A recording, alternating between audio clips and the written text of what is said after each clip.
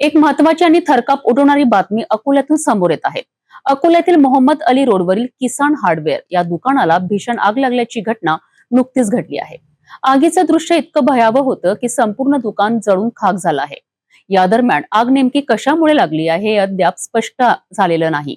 मात्र लाखो रुपयांचं नुकसान झालं असल्याचं प्राथमिक अंदाजानुसार समोर येत आहे.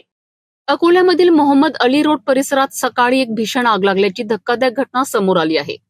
किसान हार्डवेअर नावाच्या दुकानात अचानक आग लागली आणि काही क्षणातच आगीने रौद्ररूप धारण केलंय. या आगीत दुकानातील सर्व साहित्य जळून खाक झालं असून प्राथमिक अंदाजानुसार लाखो रुपयांचं नुकसान झालं आहे. आगीची माहिती मिळताच अग्निशमक विभागाच्या 2 गाड्या तात्काळ घटनास्थळी दाखल झाल्यात. जवानांनी अथक प्रयत्न करून काही तासांच्या लढाईनंतर आग नियंत्रणात आणली आहे.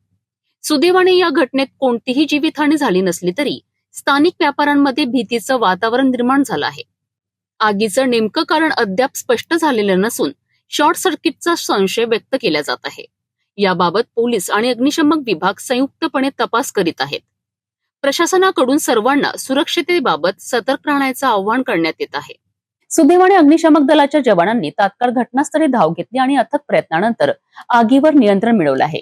ही आग नेमकी कशामुळे लागली याचा तपास अद्याप सुरू आहे.